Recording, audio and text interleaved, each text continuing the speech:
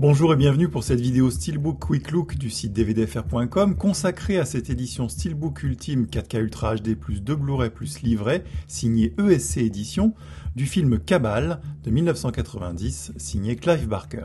Après le succès mondial de son Hellraiser en 1987, l'adaptation par Clive Barker de son propre roman Cabal aurait dû faire office de consécration définitive. Au lieu de ça, Cabal, baptisé Nightbreed en VO, aura été un échec et une œuvre maudite.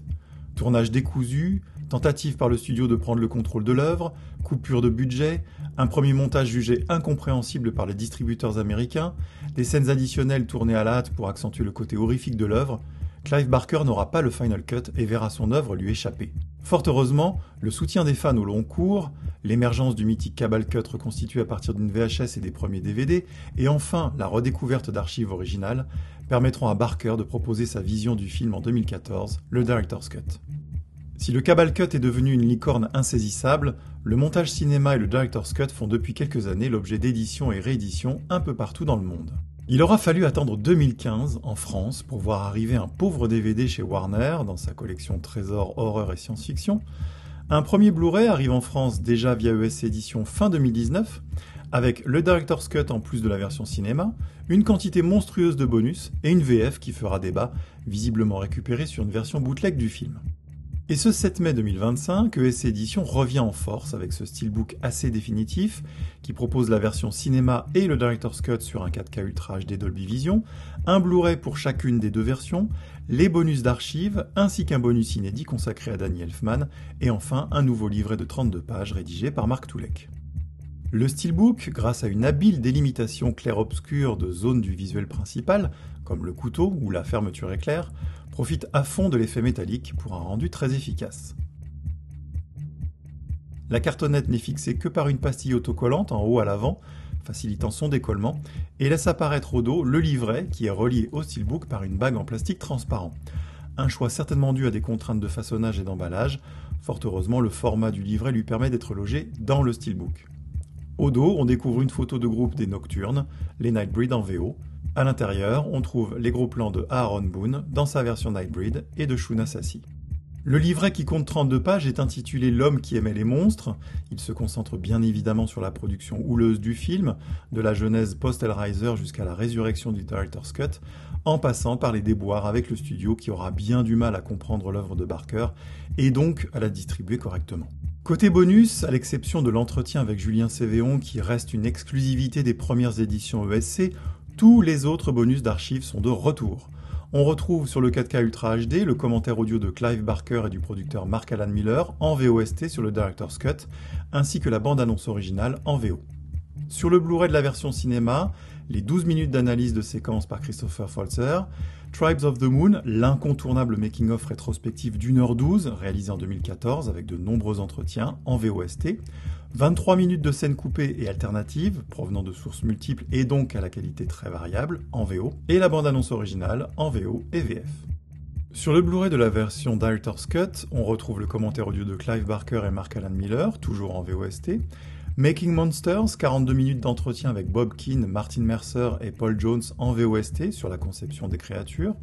une masterclass de 11 minutes par Bob Keane sur les prothèses des monstres en VOST, Firefight Stunts, 20 minutes d'entretien avec Andy Armstrong, réalisateur de Seconde Équipe en VOST, compromis sur le montage, 14 minutes d'entretien avec le monteur Mark Goldblatt sur le sujet sensible de ce film en VOST, les paysages peints, diaporama de 5 minutes sur le travail du défunt illustrateur Ralph McQuarrie, surtout connu pour son travail sur la saga Star Wars, 9 minutes de test de matte paintings, 5 minutes d'essai maquillage, 3 minutes de répétition et test, une version étendue de la scène de torture, et 7 minutes de scène en stop motion, malheureusement sacrifiée sur l'autel de leur rentabilité et de l'appréciation du public en berne à l'époque pour cette forme d'effet visuel, présenté une fois encore par Bob Keane en VOST. Pour la nouveauté, il faut revenir vers le Blu-ray de la version cinéma qui propose un entretien riche et passionnant avec Olivier Desbrosses, journaliste, fondateur et rédacteur en chef du site Underscores, qui nous parle du génial compositeur Danny Elfman, autodidacte à la carrière profondément liée à celle de Tim Burton et qui a offert à Cabal une composition mythique. Après l'initiative de Shad Factory en 2023 aux États-Unis de proposer la version cinéma en 4K Ultra HD, ESC Édition la propose à son tour et y ajoute une version 4K du Director's Cut certifiée Dolby Vision. Pour la version cinéma, la définition accrue permet de profiter comme jamais des détails des maquillages et costumes. La profondeur des couleurs permet un visionnage plus naturel, moins saturé ou à l'inverse moins terne, tandis que la meilleure gestion des contrastes offre un écran visuel plus convaincant et immersif au monde de Midian. Le Director's Cut ajoutant des éléments provenant de sources traitées en HD uniquement, c'est via un upscale que les scènes supplémentaires rejoignent la version cinéma, ce qui se ressent évidemment, mais permet aussi de profiter au mieux de ce montage dont on a désormais du mal à se passer face à la version cinéma. Pour le son, les configurations ne changent pas, avec du DTS HD Master Audio pour tout le monde et sur les 3 disques, 2.0 VF et VOST pour la version cinéma, 2.0 et 5.1 en VOST pour le Director's Cut, et une nouvelle VF 2.0 pour cette version longue. La version 5.1 du Director's Cut satisfera ceux qui veulent amortir leur installation, mais le mixage original 2.0 a bien plus de charme et de pertinence de par sa structure originale qui n'a pas été pensée pour être éparpillée sur 6 enceintes.